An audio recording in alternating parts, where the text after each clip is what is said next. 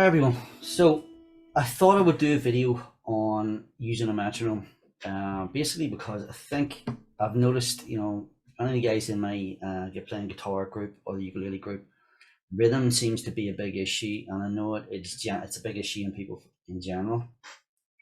Using a metronome can really help you sort your rhythm out, but the thing is, if you go and buy one, how do you actually use it to make it sort of really useful? So what I'm going to do in this video is just going to cover some tips on using the metronome. There's a PDF that'll be available. You can download it. I'll have it in the link in the description, and you can use that as a basis to work from. So I'm just going to share the screen and show you the PDF. Right. So this particular one's for guitar, but I do have one there for ukulele as well. So I'll make sure it's in the link in the description as well. But basically what we're doing here is taking easy chords, because this isn't really a chord lesson, it's a timing lesson. And if your timing's giving you trouble, you don't want to be messing around with difficult chords and learning chords from chord books. What you want to do is get this timing issue sorted. It has to be sorted out. It's going to affect your whole guitar playing if you don't sort it out. So what I've on this sheet is some of the common and popular rhythms you're going to see. Now, even that first one, which is just 1, 2, 3, 4. Right, if that is even giving you trouble, changing chords like G, for example, on guitar, G, and we're going to use the easy E minor, then what I would do is just strip that back again and strum the G and let it ring for 2 beats. 1, 2, 3, 4. And give yourself loads of space to change chords, and don't be thinking that, oh, I'm bringing this right back, this is so basic, so basic. If you get this basic thing sorted out, you're going to be flying and really moving on far more quickly than sitting with something like rhythm 4 there and trying to work out why it's not coming together. And it's not coming together in that rhythm, even though that's, some people call it the island strum. It's so popular in music.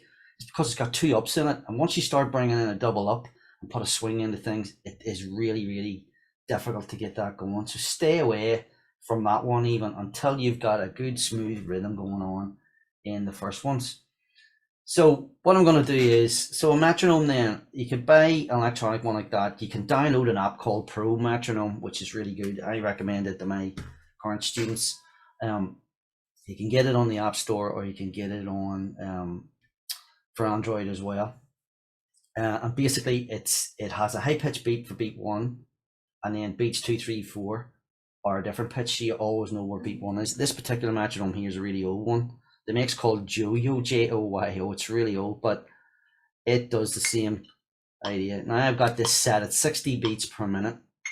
So what I would recommend is 4/4 timing.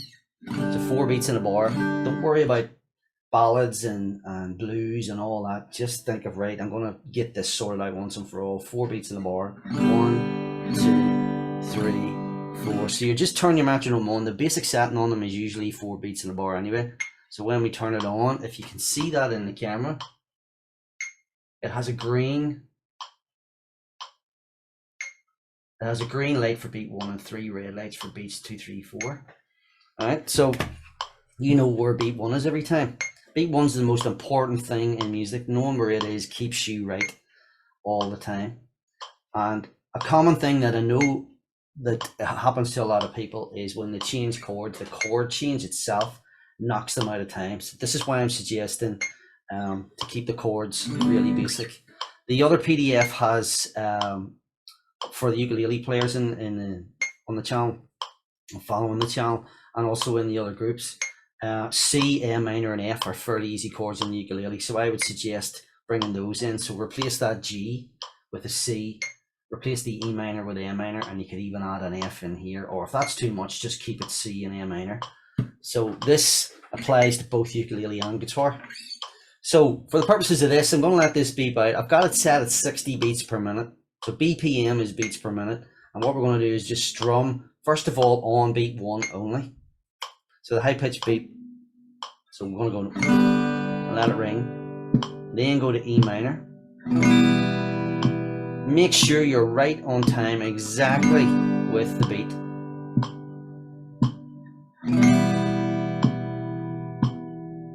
And again.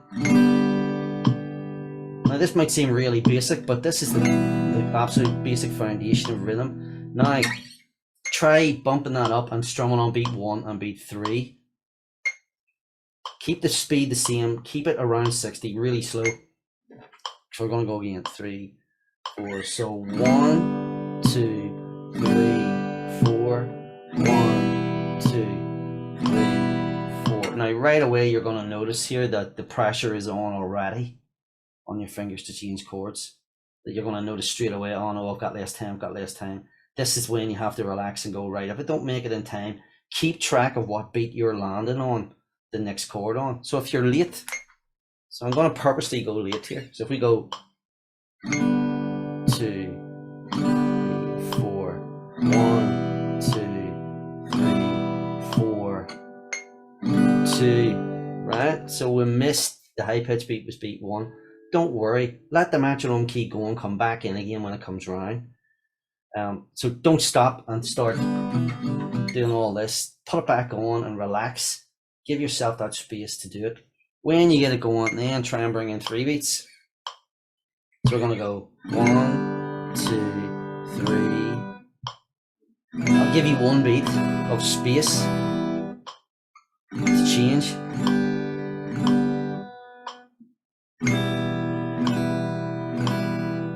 So already that's progress. So every step here is a big step.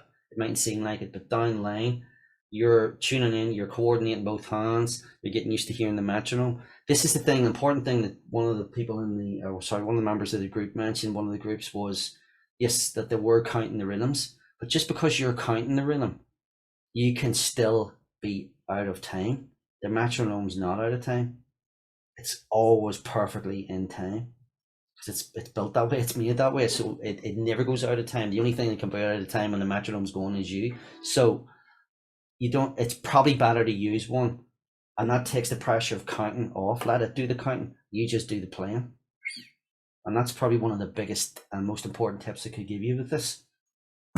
So what you would do then with this is gradually work your way through it. And what usually happens is in the likes of rhythm 2 down here, when the up comes in, it knocks everything off, because the up isn't a standard way of, it's totally natural to go down with a strum. It's not natural to come up. So gradually bring them in, and you have that rhythm on there because that is quite a common one. 1, 2, 3, and 4. Now if you're at that point and still at 60 beats per minute, all right, so we've got 3, so we've got 1, 2, 3, up, 4. Now let the up naturally swing. What you don't want to do, and I'm not really using the pick, I'm just using my finger, is to rush it like that. Let it naturally, it's all about the natural swing of your arm. I used to say to my students, think of your arm like a pendulum on a clock. It's just constantly steady. That's the most important thing, and that will help when it comes to the double up on rhythm 3 and 4. I'm not going to go through all the rhythms on this. This is just a short training, but what I would say is make sure you've got this down solid with page 1 of this before you even think of going to rhythm 3 and 4, because they are, while they're really popular and in loads of songs, they are harder to do. So get your timing set with simple downs and chord changing.